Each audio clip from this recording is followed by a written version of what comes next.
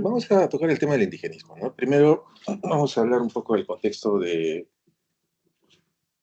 indigenismo de inicio del siglo, bueno, de inicio del siglo XX, ¿no? Hablando un poco bueno, de Leguía, vamos a ver un videíto sobre eso, cortito, y ya luego vamos a comentar más acerca de Ciro Alegría y José María Arreaza, ¿no? El Mundo Sancho de Ajeno y los Ríos Profundos. Ya, entonces, vamos a ver el contexto histórico, los antecedentes y las zonas de influencia. Ya. Entonces, primero esto, ¿no? Esto de la dependencia del país a capitales extranjeros, producto bueno, del gobierno de Leguía, ¿no? Bueno, este oncenio de Leguía, ¿no? Que fue un gobierno bastante criticado, ¿cierto?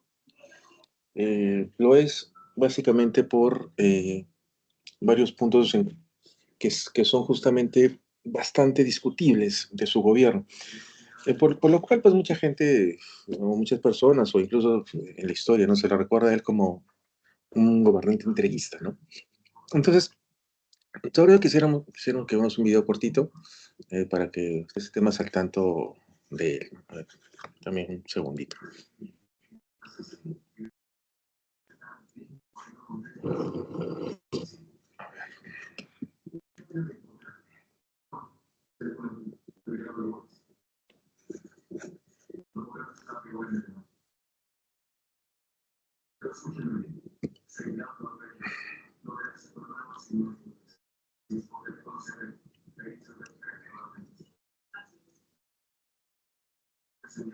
Ya, a ver, vamos a ver un fragmento de esto. A ver. Un documental que hicieron sobre su gobierno. Claro, no lo se puede ver todo porque evidentemente no tenemos el tiempo, pero sí me gustaría que viéramos al menos un pequeño fragmento. A ver. Ya, entonces, este es un documental que se hizo ya hace varios años por TV Perú. ¿No? Sucedió en el Perú. Mucha atención.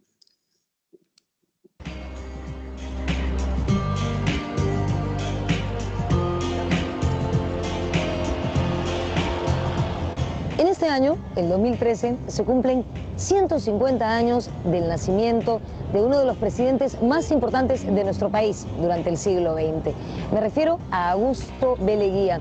Leguía gobernó el Perú durante 15 años, en 2 periodos. Su gestión se caracterizó por grandes obras de infraestructura, por la firma de tratados limítrofes con países vecinos y por el predominio del capital norteamericano en nuestra economía.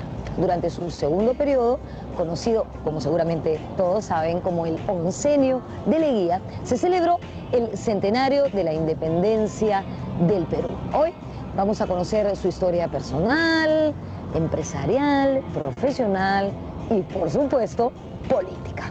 Soy Norma Martínez y esto es Sucede en el Perú.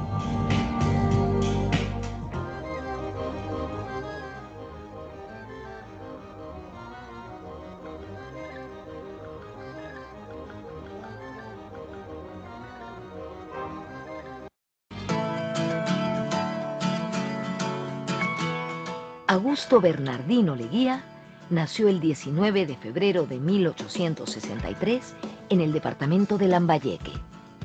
Sus padres fueron Eustaquio Leguía y Carmen Salcedo. El pequeño Augusto estudió sus primeras letras en colegios de su natal Lambayeque. En 1876, afectado por una dolencia bronquial, fue enviado a Chile, más precisamente a Valparaíso. Allí estudió en un prestigioso colegio inglés, donde se educaban los hijos de las familias burguesas de Valparaíso y Santiago. Otros peruanos como Guillermo Billinghurst, Manuel González Prada y Alfonso Ugarte fueron también alumnos del mismo colegio.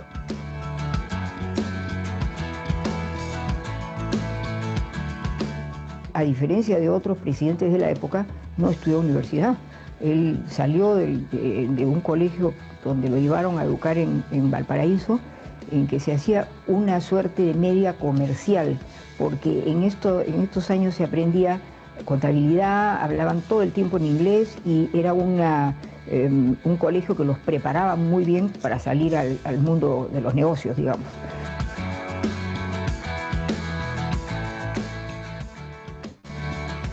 A fines de la década de 1870, la tensión entre Perú y Chile hacía difícil la situación de los peruanos residentes en el país sureño.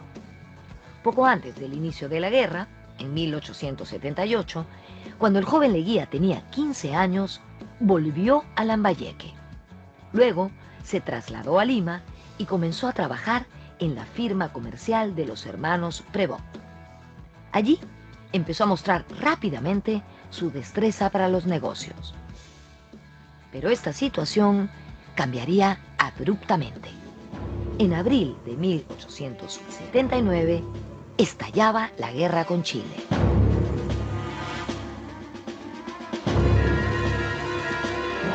Él fue joven cuando vino la crisis del guano y la guerra del Pacífico.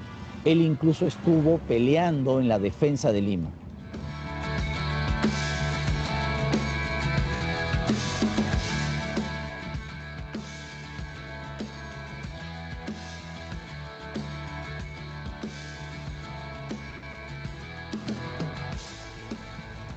En 1880, Augusto B. Leguía era un jovencito de 17 años que pidió licencia en su trabajo en la Casa Prevost para alistarse en el ejército. Él formó filas en el ejército de reservistas. Cuando ocurrió la batalla de Miraflores, el 15 de enero de 1881, él fue parte de nuestros defensores. De hecho, les estoy contando... Ya tenemos. Bueno, esa es una primera entrada, ¿no? Del presidente, y obviamente comentar mucho más amplio. Pero interesante lo que decían al comienzo, ¿no? Claro, él es un presidente que efectivamente hizo obras importantes, ¿no? Construcciones, ¿no es cierto? Que hasta ahora se recuerdan como, por ejemplo, al comienzo, ¿no? La avenida Arequipa, ¿no?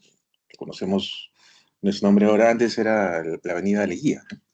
Justamente él la mandó hacer, ¿no? En fin, ¿no? Entre otras obras también importantes. Pero también, pues, es bastante polémico, ¿no? Desgraciadamente no se llegó a desarrollar la idea, pero justamente está también el tema de la dependencia de capitales extranjeros, ¿no? Especialmente de Estados Unidos, y esta actitud entreguista que tenía Leguía también, ¿no? Que ahí en el documental lo ponen desde otra perspectiva, ¿no? El que delimita, ¿no? Los tratados limítrofes, pues más bien es el que cede más bien territorios a países como Colombia, ¿no? Como Brasil, ¿no? Etcétera. En fin, ¿no? No era un gobierno tan tranquilo tampoco, ¿no? El que afrontó, pues, Leguía. Bueno, y justamente esto se motivaba por los partidos políticos de oposición, pues, que se daban, pues, en ese contexto, ¿no? Como por ejemplo el APRA, el Partido Comunista Peruano, encabezado por José Carlos Mariátegui, ¿no? Y bueno, y la discusión también que habían acerca de nuestra identidad, ¿no? O sea, volviendo a este tema que ya González Prada y Clorina Mato lo habían retratado algunos años antes, ¿no? Con sus obras.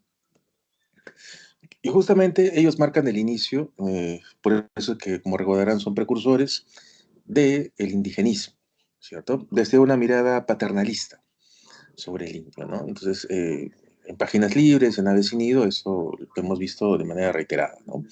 Esta especie de orfandad en la que viven los indios, donde necesitan justamente a alguien que los apoye, los instruya, los defienda de las injusticias sobre las cuales ellos no tienen salida, ¿no? Entonces, esa es la perspectiva que dan estos autores, ¿no? Ahora, a inicios del siglo XX hay otro retrato del indio. Por ejemplo, López Albújar los dibuja como, más bien como delincuentes en gran medida, ¿no? En sus libros, Cuentos Andinos, y López Albújar, bueno, tiene cierto conocimiento de eso, puesto que él fue juez en provincia. Entonces se entera, ¿no? En estos juicios acerca de conductas que contraponen la perspectiva que Carolina Mato e incluso Vallejo, ¿no? En este famoso cuento de Paco Yunque, haya dibujado del indio, ¿no? Porque ahí justamente podemos ver, pues, que el indígena es capaz de cometer asesinatos, de cometer linchamientos, pues capaz de ser rencoroso, de ser violento. O ¿cierto? Entonces vemos también este otro lado, ¿no? No es solamente la imagen de bondad y de victimización, ¿no? que Clorina Mato y González Prada retratan siempre, ¿no? No, también tiene este otro lado malévolo. Y eso López Albújar lo dibuja bien en este cuento que se llama Ushan and Hampi, por ejemplo, ¿no? O el campeón de la muerte también, ¿no? Se puede ver esa característica. Pero también López Albújar menciona dentro de estos relatos, que si no me equivoco se llama El Día de la Bandera, donde justamente un personaje de los Andes regresa al pueblo a Chupán y entonces trata de motivar a los pobladores para que peleen contra los chilenos. Entonces, es un relato donde se despierta el espíritu nacional, ¿no? Que era algo que justamente González Prada decía que hacía falta, ¿no? Entonces, una respuesta a ello está en este cuento de López Albújar. Bueno, entonces da una visión parcializada del indio, ¿no? No es una visión negativa, ¿no? O por otro lado, también una visión de reivindicación de lo nacional, ¿no? En fin, no es una perspectiva total, ¿no? Y así como también en el caso de José Carlos Mariatti, que claro, él no hace ficción, él hace reflexión más bien de tipo ensayístico, claro, en este famoso libro, Siete ensayos de la interpretación de la realidad peruana, de 1928, donde reflexiona justamente el problema del indio, que considera Mariatti que es el problema de la tierra, ¿no? De la falta de lugar, ¿no? Que justamente va a ser el gran tema dentro del indigenismo, ¿no? La lucha por la tierra.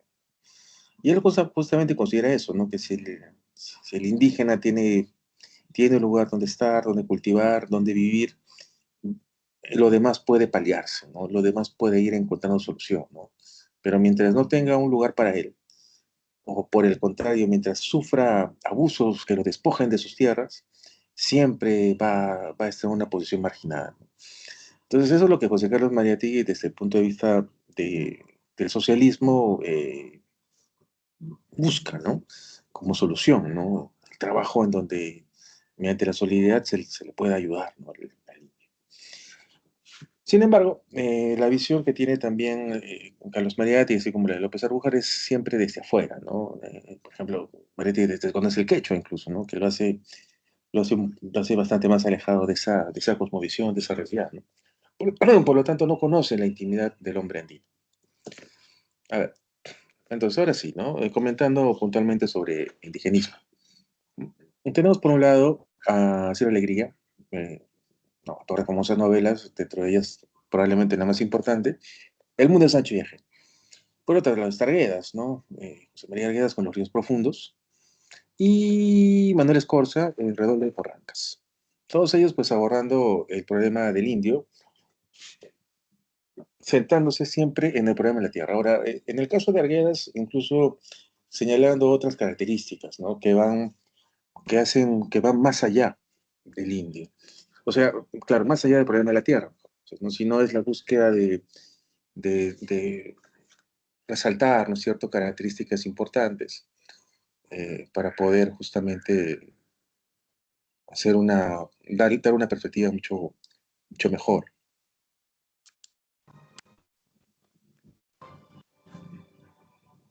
Ya.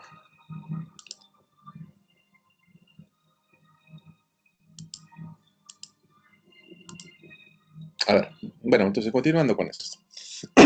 Ahora, en el caso de Scorza, que viene después, cuyas novelas empiezan a publicarse después de las novelas famosas de Arguedas, y empieza haciendo esta saga tan famosa, se llama La Guerra Silenciosa.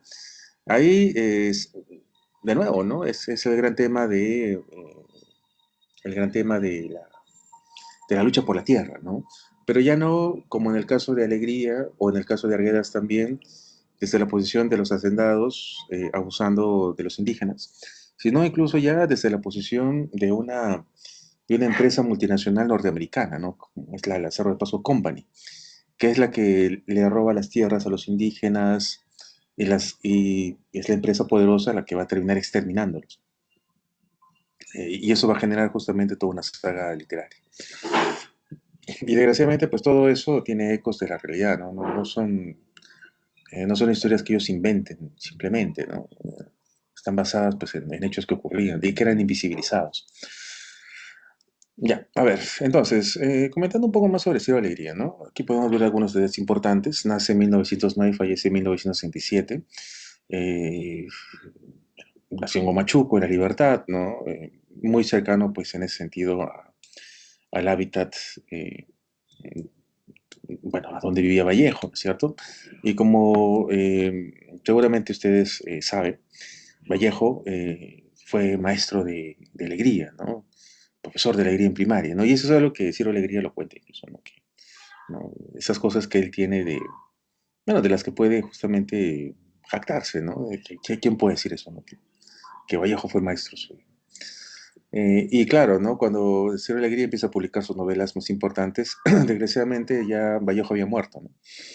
Pero Vallejo empezaba a convertirse en esta figura importantísima, no solamente para la literatura peruana, sino para el mundo, ¿no? Entonces, mencionar, ¿no? Su cercanía con Vallejo, pues algo muy importante. Y es algo que en realidad los emparenta bastante también, ¿no? Porque claro, ¿no? Él nació en una familia acomodada, ¿no? En ese sentido, pues vivió más o menos bien en su juventud, ¿no? Una persona de abolengo, pero que debido a sus ideas políticas, a su vínculo con el APRA, va a sufrir persecución, va a ser encarcelado, va a ser torturado y va a terminar marchándose, o mejor dicho, va a terminar siendo desterrado del Perú, ¿no? Y eso conllevó a que tuviera múltiples oficios, ¿no? Como por ejemplo periodista, traductor, político y escritor principalmente, ¿no? Entonces, estando en Chile es donde él va a escribir pues, sus novelas más importantes. Ahora, estos abusos que él vivió de adolescente, de joven, lo van a marcar muchísimo también su ánimo en la escritura, ¿no? Que siempre estuvo muy vinculado a la denuncia de abusos que parecían no tener justicia en ningún plano, ¿no? Eh, y esto es un poco como el mundo al revés, ¿no? Y eso es justamente lo más indignante de lo que sucede en estas historias que cuenta Ciro Alegría y que ya un poco contaba Vallejo también en Paco Yunque, ¿no? Que es la imposibilidad de lograr justicia, ¿no? De que la injusticia más bien está normalizada.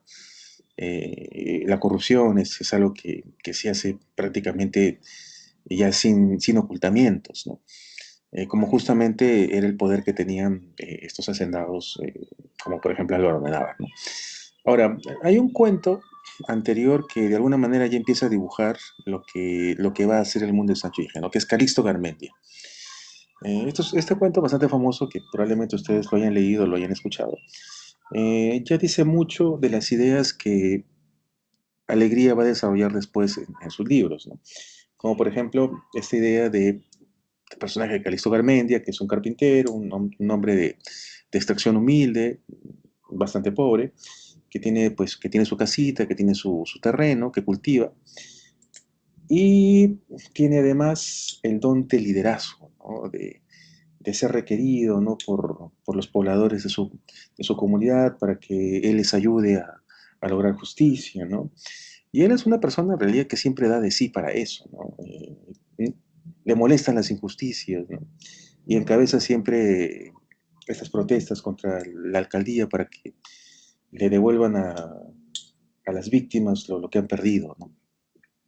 Entonces, eso Calixto Garmendia hace de manera reiterativa, ¿no? Hasta que un día el alcalde, pues enojado por su participación en hechos en los cuales no él está directamente relacionado, lo termina vengándose de él, ¿no? Le quitan el terreno que tenía, lo convierten en cementerio, y eso pues va a producir un golpe durísimo en Calixto Garmendia, ¿no?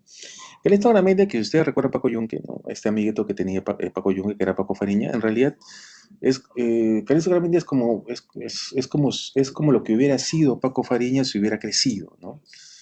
Es decir, ¿no? Ya en el cuento de Vallejo, Fariña también, ¿no? Igual que Calixto Garmendia reclama frente a los abusos de Grieve, se queja de que lo ha golpeado, menciona, ¿no? Lo que él hace, y el profesor pues nunca lo castiga, ¿no? Nunca le llama la atención duramente porque Grieve pues es una figura intimidante, ¿no? Sabe el profesor que si se mete con él, siendo el hijo del alcalde, quizás hasta pierde, no quizás, sino seguramente iba a perder el trabajo, ¿no? O sea, las consecuencias iban a ser catastróficas, ¿no? Por eso es que le permitía que hiciese ahí prácticamente lo que quiera. Eh, entonces, eso es abuso de poder, ¿no? Y eso mismo pasa con el alcalde de Calixto Garmendia, ¿no? Que también abusa de su poder. Le dicen a Calixto Garmendia que le van a pagar por la tierra que se ha apropiado del gobierno, que nunca le pagan. Y entonces Calixto Garmendia reclama de todas las maneras posibles y nunca le hacen caso, ¿no? Siempre sus reclamos son postergados, se demoran y la justicia nunca llega, ¿no? El único consuelo que tiene Calixto Garmendia es ir a romper las tejas a la casa del alcalde, ¿no? Y lo peor es en lo que se convierte Calixto Garmendia, ¿no? Siendo padre, teniendo hijos, se va a convertir en una persona endurecida, rencorosa, siempre de mal humor, ¿no? Pierde, es como si el alcalde le robara eso también, ¿no? Pierde la tranquilidad, ¿no? Pierde las ganas de vivir, pierde el buen semblante, ¿no? Pierde la felicidad. Entonces, ¿no? Se pierde mucho más en realidad. Hasta que un día el alcalde se muere. Él se muere, Calixto le hace el ataúd, cobra mucho por el féretro, y cuando lo están enterrando en el cementerio, que era terreno de Calixto Garmendia, cuando lo están metiendo adentro, eh, Calixto Garmendia le dice al alcalde, ¿no? Como si creyera que lo escucha, ¿no? Le dice, come la tierra que me robaste. Dice. Y bueno, ¿no? Y eso es un poco uno de los pocos consuelos que tiene, ¿no? Hasta que viene otro alcalde, Calixto Garmendia de nuevo reclama por el dinero de su terreno, de nuevo se lo niega, y encima el nuevo alcalde le dice que él cobró mucho por el ataúd, así que tiene que pagarle al gobierno ese exceso que ha cobrado. Y ahí se convierte pues el mundo al revés, ¿no? Es decir, ¿no? En vez de buscar justicia, en vez de buscar que, que te, que te den lo que has perdido, que te han perjudicado, tú terminas teniendo que dar, ¿no? Encima si ni siquiera consigues nada, encima te trasquila más, ¿no? Y eso, desgraciadamente, es algo que sucede día a día en la justicia peruana, ¿no? Y no sé si en la justicia peruana solamente, ¿no? Pero por lo menos aquí pasa eso, ¿no? Por ejemplo, un caso muy claro es cuando las personas arriendan propiedades, ¿no? Eso seguramente, pues ustedes también conocen, ¿no? Que hay noticias de eso, pues en Google, ¿no? En YouTube, ¿no? Está bastante difundido, ¿no? Porque no hay cárcel para eso, ¿no? O sea, hay personas que pueden alquilar un cuarto o todo un piso y no pasa nada si no pagan, ¿no? O sea, no van a la cárcel, ¿no? El arrendatario puede denunciarlos, pero es prácticamente dinero perdido mm, porque no los van a encarcelar, ¿no? No hay cárcel para deudores, ¿no? Y entonces, pues hay gente que vive gratis, pues varios años. Y lo más grave es que para salir le exigen dinero al arrendatario para marcharse, ¿no? O sea, al final no solamente le deben, no sé, 5 o 10 meses de alquiler no pagado, y si me piden dinero para irse. Y si lo sacan a la fuerza, ¿no? A estas personas sinvergüenzas, terminan denunciándolos y la persona denuncia, y el arrendatario termina teniendo antecedentes en el ministerio. O sea, es el mundo totalmente al revés. Entonces, estas cosas que les digo, obviamente centrado en la provincia, pasaban en el mundo de Sancho Viajero. Vamos a ver el argumento, siendo ya la 1:02 de la tarde. A ver, contexto social, primera mitad del siglo XX, ¿no? Que es el contexto de la novela, que se publica en 1941. Aquí podemos ver dos espacios muy claramente representados. Están los gamonales por un lado, es decir, los hacendados, los dueños de haciendas, que explotaban pues justamente a los indígenas que no tenían propiedades, que no tenían otro lugar donde vivir. Y era como el feudalismo, ¿no? El feudalismo donde el señor feudal les da un lugar para vivir, pero claro, no es suyo, y tiene que cultivar la tierra, y su esfuerzo principal tiene que estar para el dueño, ¿no? Para el patrón. Entonces, pues vivían en situaciones muy graves, ¿no? Había en condiciones extremas muy abusivas, muy, en las cuales ellos terminaban enfermándose, deteriorándose terriblemente, envejeciendo en ese sentido más. Y más bien los gamonales tenían cada vez más poder económico y político. Y por otra vez está la comunidad andina, representada por la fraternidad, la vida pasible, armoniosa, pero desgraciadamente sufriendo la pérdida de sus tierras, ¿no? Entonces, claramente vemos pues dos grupos muy diferenciados, ¿no? La historia comienza puntualmente en la comunidad Rumi, un pueblo inventado, donde Rosendo Maki tiene que lidiar al pueblo para defenderse o intentar defenderse de los abusos que Álvaro Amenábar empieza a hacer, ¿no? Por cierto, Gamonal de Humay. Entonces intenta despojar de sus tierras a los comuneros de Rumi para hacerlos sus peores, ¿no? Ese es su gran objetivo, ¿no?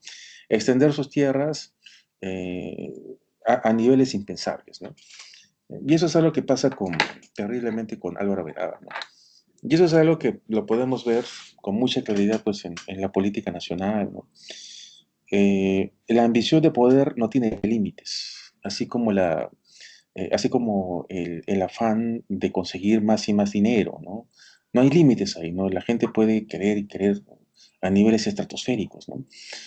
Entonces, cuando una persona se corrompe, se vuelve corrupto, su nivel de sinvergüencería, así como su nivel de ambición, son iguales, ¿no? Igual de exagerados y sin límites, ¿no? O sea, eso pasa con Álvaro Amenábar, ¿no? Eh, quiere más y más poder, su tierra, eh, su hacienda quiere que sea más y más grande, incluso llega a ser tan grande como todo el pueblo de Humay, ¿no? Al final de la novela, ¿no? Y eso justamente gracias a Bismarck Ruiz, ¿no? Que se hace pasar como abogado del pueblo, para más bien, aprovechándose del no saber leer de muchos pobladores, los hace firmar papeles donde ellos terminan sin saberlo, entregando sus tierras al Menor. Y así los van a engañar y así los van a despojar de sus tierras, y a pesar que protestan, a pesar que denuncian esto, en el juicio que se hace con jueces sobornados, ellos terminan fallando a favor de Amenábar. Eso justamente es lo más indignante. Al final, el que tiene poder, el que tiene más dinero, es el que termina comprando la justicia que busca. Entonces, hasta la justicia tiene precio. Bueno, ¿qué pasa con estos comuneros? Algunos se van a trabajar desgraciadamente con Amenábar, algunos que tienen más dignidad que necesidad, terminan mudándose a las alturas de Yanañahui. Obviamente Rosendo Maki, al ver esto, insiste, protesta, alza la voz, ¿no? Y al final es encarcelado, torturado y asesinado en prisión. Y ahí termina una primera parte de la novela, ¿no? O sea, hasta ahí pareciese que la novela va a terminar ahí, ¿no? Hasta que regresa a Rumay Benito Castro, ¿no? Que es el hijo adoptivo de Rosendo Maki. Entonces él vuelve y con una idea, pues, eh, con una idea muy clara, ¿no? Que es justamente, que es justamente como, eh, elegir el camino de hacer la justicia por la propia mano, ¿no? O sea, él no ve ya otra posibilidad, ¿no? Los jueces están comprados, la justicia está a favor de Álvaro Amenábar, la única manera es defenderse por sí mismos, ¿no? Y eso sobre todo en una coyuntura donde Álvaro Amenábar incluso los quiere despojar del lugar en el que se encuentran ahora, ¿no? Entonces eso hace todavía más urgente que ellos se defiendan, ¿no? Entonces arenga Benito Castro para motivar a los comuneros, la mayoría de ellos terminan accediendo, forman un grupo para enfrentarse eh, contra Amenábar, ¿no? Con las armas que encuentran, y van hacia allá, ¿no? Entonces, en ese último momento de la novela, cuando buscan justicia, armados con lo que podían, ya para esto Amenábar había contratado pues a la Guardia Civil, y la Guardia Civil pues termina exterminando a todos los comuneros, ¿no? La comunidad de Rumi queda aniquilada debido al poder de Álvaro Amenábar, ¿no? Entonces asesina a todos y se queda con sus tierras, ¿no? Y así termina la novela, ¿no? Con un final pues, obviamente muy desalentador, ¿no? Muy terrible. Ahora, seguramente ustedes pueden preguntarse, pero ¿por qué, no? ¿Por qué la historia es tan dura, no tan dramática? Porque es el mensaje que quiere dar a entender el autor, ¿no? Que es el de... Para un segundito.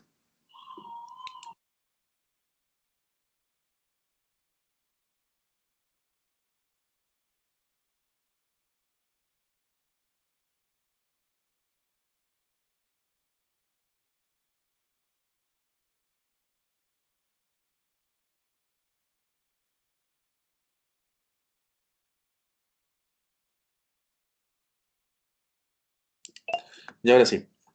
Entonces, es el mensaje que quiere dar pues, el autor, ¿no? Que, claro, ¿cómo decirlo? Claro, los personajes fracasan, sí, pero La novela va a triunfar en la medida en que se hagan cambios al respecto, en que se logren reivindicaciones, que justamente es la motivación que tiene Ciro Alegría en sus novelas, ¿no? Tanto para Ciro Alegría como para Clorinda Mato, ¿no? Autora que vimos en una clase anterior, tienen el mismo propósito, ¿no? Sus personajes fracasan, pero ellos quieren que hayan triunfos en la realidad, ¿no? Cambios realmente, porque eso es lo que más importa, ¿no? No tiene mucho sentido, ¿no? Que en las novelas los personajes triunfen o tengan éxito. Lo que tiene sentido más bien es que es la concientización que se haga con las personas para que se logren cambios verdaderos, ¿no? Y eso justamente ocurre 30 años después, ¿no? Con el gobierno revolucionario de Manuel Velasco Alvarado, ya que él va justamente a presentar el proyecto de la reforma agraria, donde justamente se busca devolverles finalmente las tierras a estos comuneros que obviamente las habían perdido. Y vamos a ver un poco de eso también, ¿no? Antes de entrar a José María Arguedas para cerrar bien este tema. A ver, ya tenía también el video. Ya. A ver, vamos a escuchar este es el mensaje que dio Velasco Alvarado acerca de la reforma agraria el 24 de junio de 1969, que a la postre va a terminar siendo por mucho tiempo el Día del Indio. A ver, vamos a escucharlo, voy a subirnos al audio. ¿Ya? Mucha atención. Día del Indio, Día del Campesino, el gobierno revolucionario le rinde el mejor de todos los tributos al entregar a la nación entera una ley que pondrá fin para siempre a un injusto ordenamiento social que ha mantenido en la pobreza y en la iniquidad a los que labran una tierra siempre ajena y siempre negada a millones de campesinos. A partir de este venturoso 24 de junio, el campesino del Perú será en verdad un ciudadano libre, a quien la patria al fin le reconoce el derecho a los frutos de la tierra que trabaja y un lugar de justicia dentro de una sociedad de la cual ya nunca más será, como hasta hoy, ciudadano disminuido, hombre para ser explotado por otro hombre.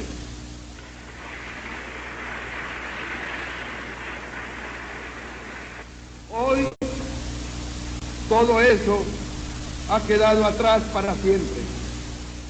Hoy el Perú tiene un gobierno decidido a conquistar el desarrollo del país mediante la cancelación definitiva de viejas estructuras económicas y sociales que no pueden ya tener validez en nuestra época. Las reformas profundas por las que tantos compatriotas han luchado están ya en marcha. Y dentro de ellas, la más alta prioridad corresponde sin duda alguna a la reforma de las estructuras agrarias del país. Por eso, fiel a la razón misma de su existencia, fiel a los compromisos asumidos ante el país y ante la historia, fiel a los postulados explícitos de la revolución, el gobierno de la Fuerza Armada le entrega hoy a la nación peruana una avanzada ley de reforma agraria que marcará el comienzo de la verdadera liberación del campesinado nacional. Al hombre de la tierra, ahora le podemos decir en alta voz, inmortal y libertaria como Tupac Amaru: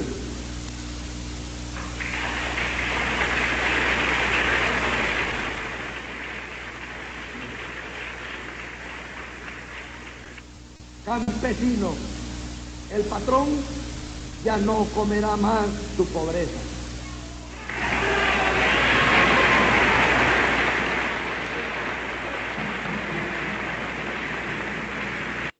Ya.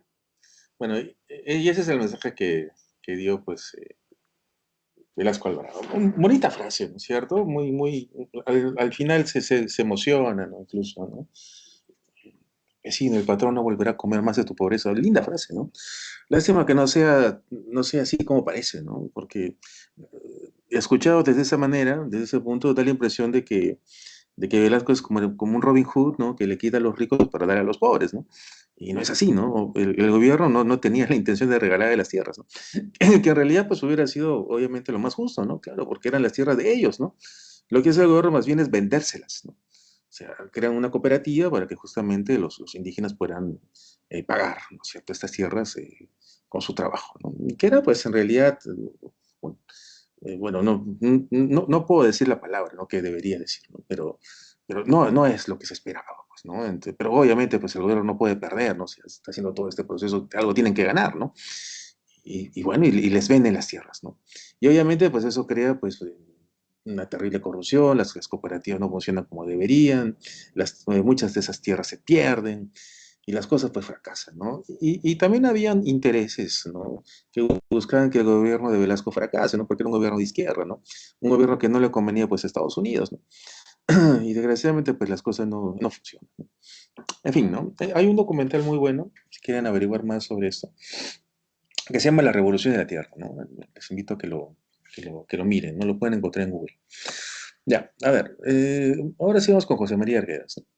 A ver, nace entonces él en Andahuaylas, en Apurímac. Fue un escritor, docente e investigador de la cultura andina y compuso poemas en quechua y relatos en español.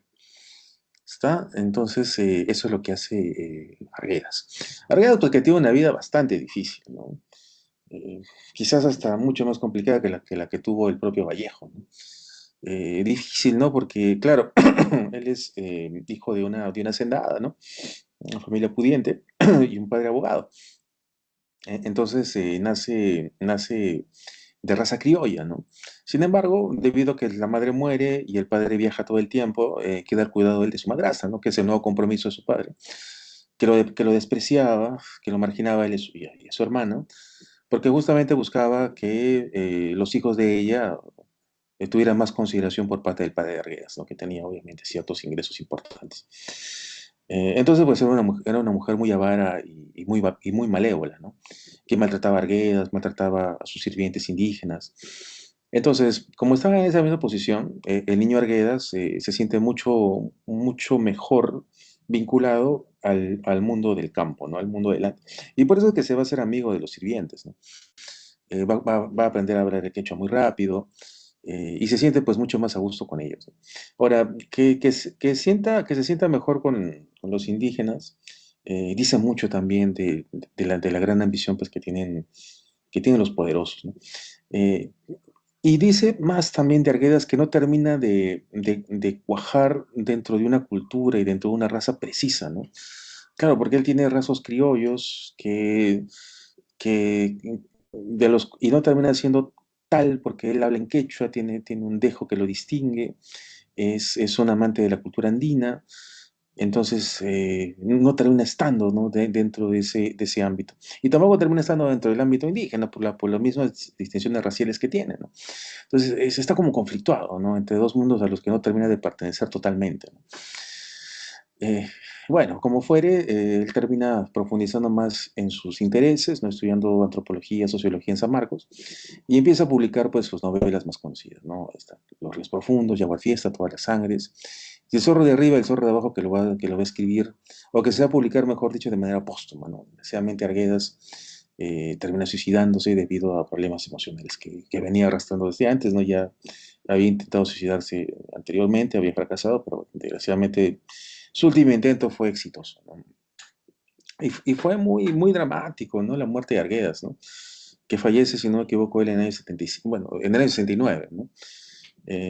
Y es una muerte agónica incluso, porque él se dispara en la sien, en la oficina que tenía en la Universidad Agraria, en La Molina, deja una carta de despedida y ahí se mete un balazo, ¿no?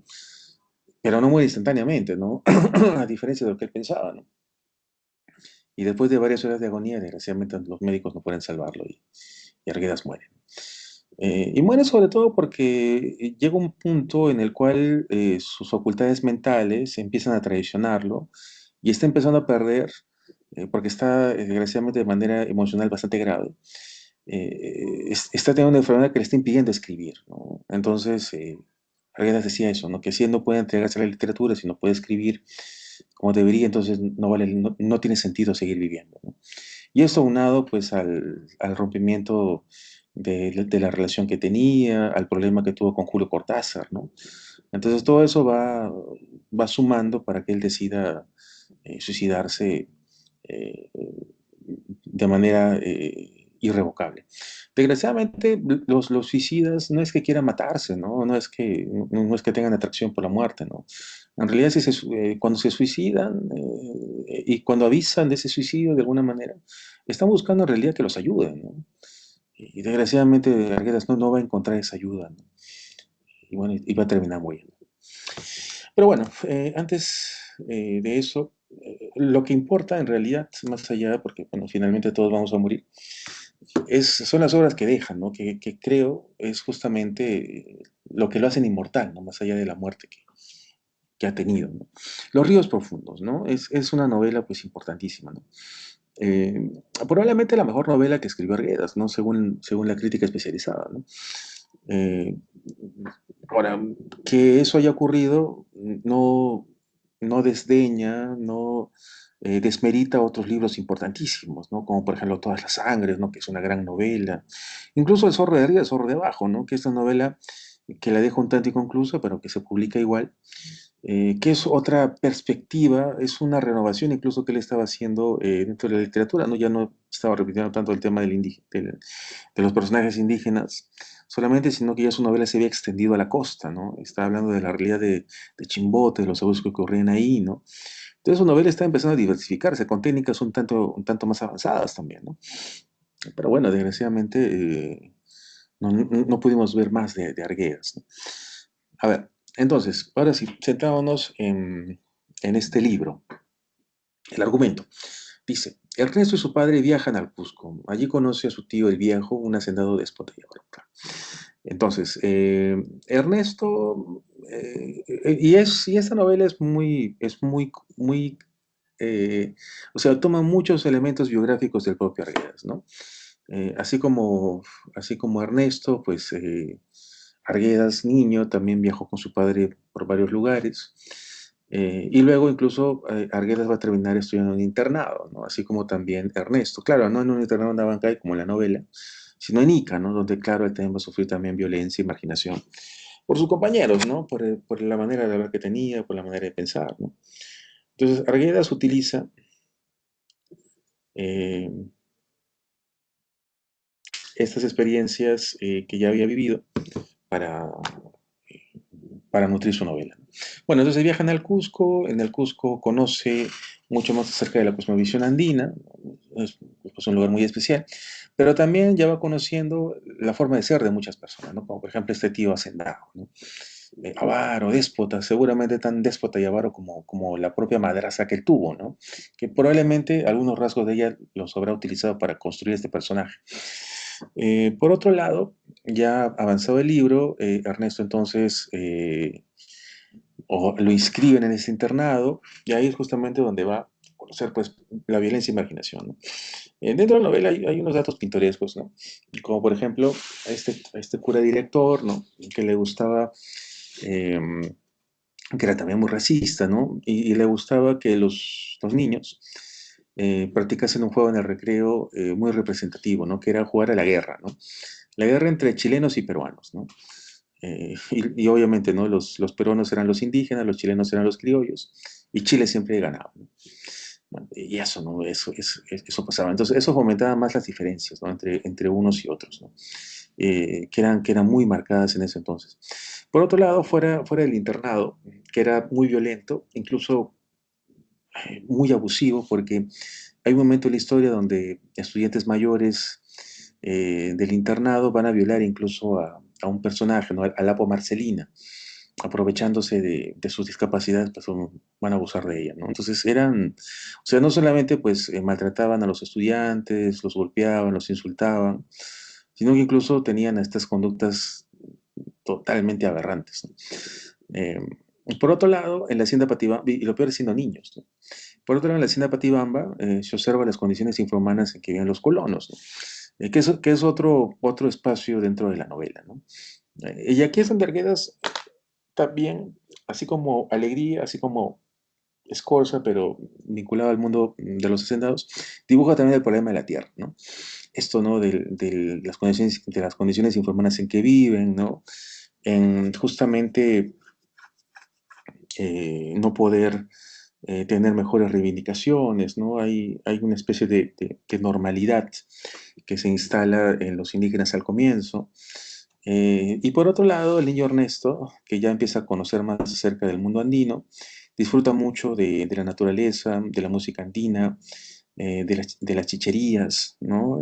Y eso Arguedas lo utiliza también para comentar sobre el mundo andino, ¿no? Que es otro aspecto que le interesa bastante a él retratar en esta novela, ¿no? Luego se menciona a Antero, que es otro estudiante del internado, que justamente lleva al colegio el chumbayo, un trompo que hace recordar a seres mágicos delante, ¿no?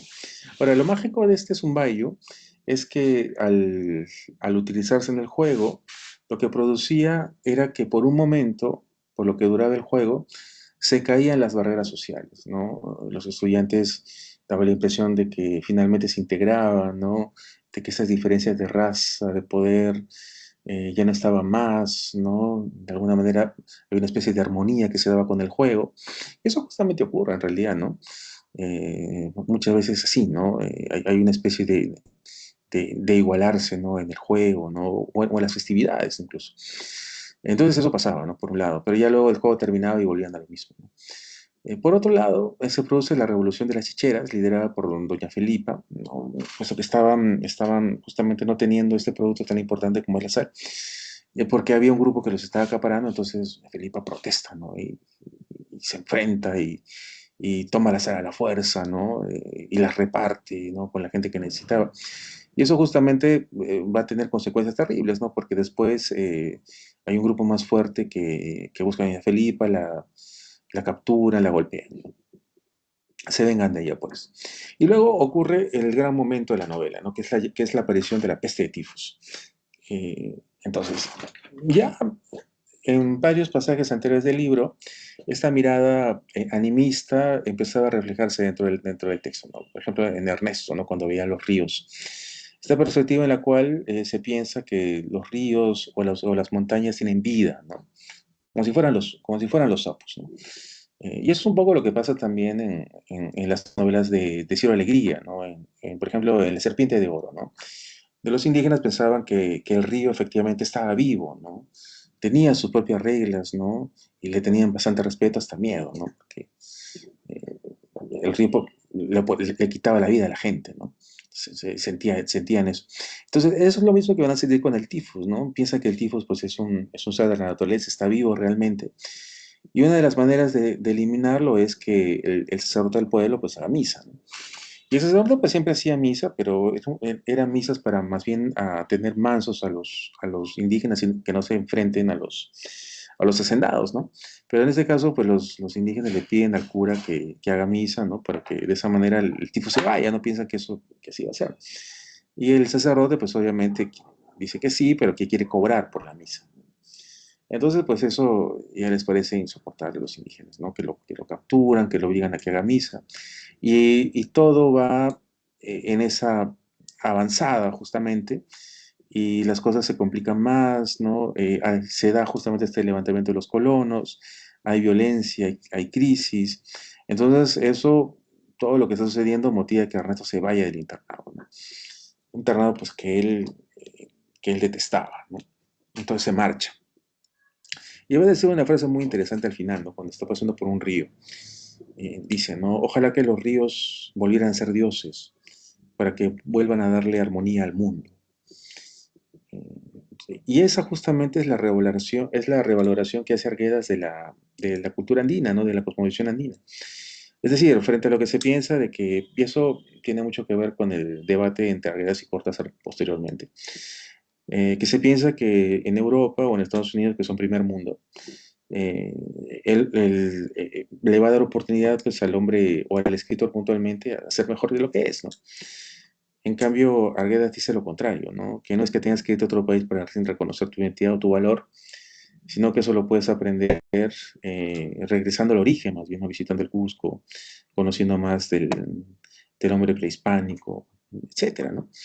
Entonces, y otra cosa más, ¿no? Para él, más importante que la ambición de poder, más importante que tener éxito económico, es vivir en armonía, ¿no? Vivir en paz, en un ambiente donde no hayan, digamos, personas que tengan más poder y otras personas que tengan menos, sino que todos viven en armonía, ¿no? Que es finalmente lo que le interesa a Arguedas, ¿no? A Arguedas no le interesa necesariamente sancionar a los malos, ¿no? O a los abusivos, sino más bien que se regeneren, ¿no? Aquí hay armonía, ¿no? Entre personas, ¿no? Eso es lo que busca Arguedas principalmente, ¿no? La paz, la armonía, ¿no? El equilibrio, ¿no? Entre las personas, ¿no? Incluso en una riqueza más o menos igual para todos, ¿no? Entonces, incluso, dicho esto, pues, una perspectiva es bastante socialista. Bueno, no se olviden entonces el tema central, que es la identificación con el mundo andino, la violencia racial, el desarraigo, el vínculo del hombre andino con la naturaleza, el sistema opresivo de la educación. Y por otro lado el comentario, ¿no? Plantea una visión andina del mundo, escrita con un lenguaje lírico, altamente lírico. Bien. O sea, una visión andina del mundo reivindicando justamente esta perspectiva del mundo andino, ¿no? Donde la armonía y la unión de las personas son más importantes que las ambiciones, el éxito y el desarrollo tecnológico. Ya está, llegamos al final entonces. Apunten por favor las claves 1C, 2A, 3D, 4B, 5E, 6A, 7D y 8C. Listo, apúntenlo, tómenle foto, ya, para que puedan cotejar con su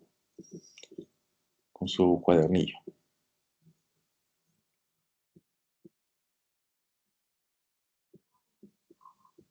Y nada más, estimados.